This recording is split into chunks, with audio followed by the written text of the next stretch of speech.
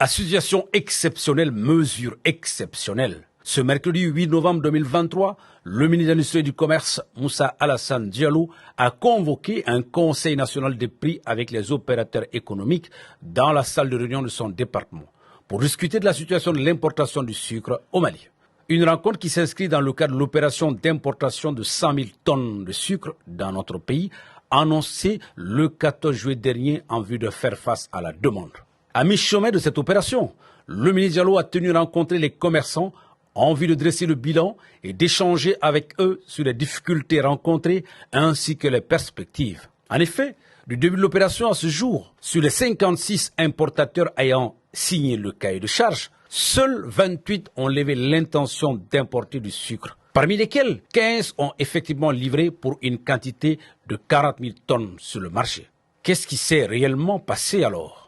Au nom du gouvernement de la République, j'ai annoncé la décision d'autoriser l'importation de 100 000 tonnes de sucre. C'est ainsi que, par décision numéro 926, MEF, secrétaire général du 18 juillet 2023, le ministre de l'Économie et des Finances a accepté de suspendre l'application de la taxe conjoncturelle d'importation sur le sucre, sur le contingent de 100 000 tonnes. Cette opération, donc, s'est déroulée du 19 juillet 2023 au 6 novembre 2023.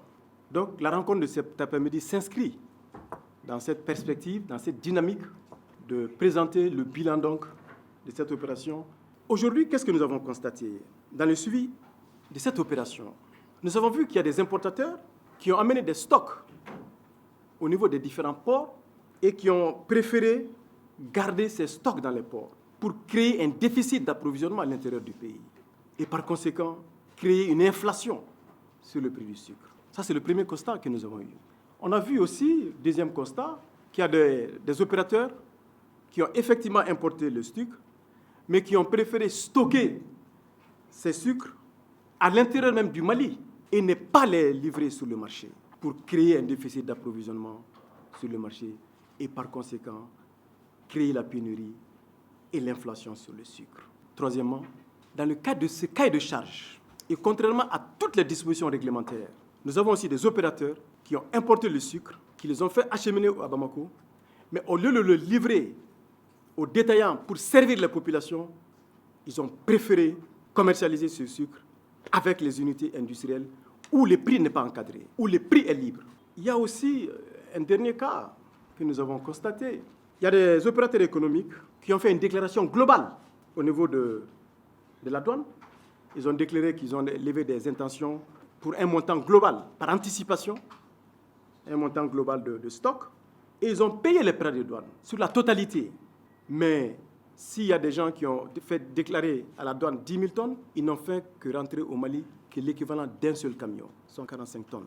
Le reste des quantités, ils ont préféré les laisser là-bas en attendant que le prix flambe sur le marché pour l'amener à Bamako, profiter de la pénurie, de l'inflation sur le prix et faire venir en ce moment pour vendre. Force est de reconnaître que de nombreuses irrégularités ont été constatées, notamment le non-respect du prix plafond fixé par le gouvernement. Je dois dire aussi que cette situation nous a menés, en tout cas dans la mise en œuvre de ce contingent de 100 000 tonnes, nous avons effectué 3 874 contrôles, parce que les contrôles aussi existent. Et il y a 789 procès-verbaux de constats qui ont été délivrés par les enquêteurs pour non-respect de prix plafond et pratiques illicites. Ça aussi, c'est un vrai problème. On a fixé un prix pour les grossistes, un prix pour les demi-grossistes et un prix pour les détaillants, autrement dit l'accès des populations au sucre. Mais 789 procès-verbaux ont été dressés et qui ont fait le constat que la réglementation n'est pas respectée.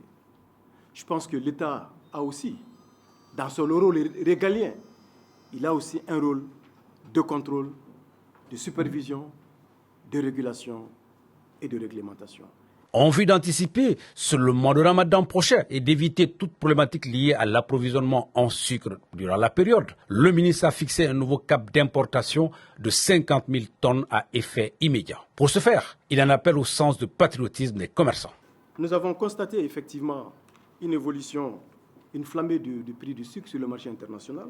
À la date d'hier, on était à 62 € la tonne, soit 499 000. Et c'est pourquoi nous avons décidé, le gouvernement de la République, avec vous, mesdames et messieurs, renouveler une nouvelle opération d'approvisionnement du marché en sucre pour 50 000 tonnes d'ici le 31 décembre 2023, avec une exonération de 25% sur la taxe. C'est une opération qui va démarrer tout de suite et qui va s'achever au 31 décembre 2023. Ce qui va nous permettre de préparer les 6 mois à venir, parce qu'il y a le mois de carême qui est en train de venir. Et le mois de carême est un mois de grosse consommation en sucre. Nous devrons anticiper sur le mois de carême pour qu'au moins, pendant ce mois-là, on n'ait pas de pénurie de sucre sur le marché.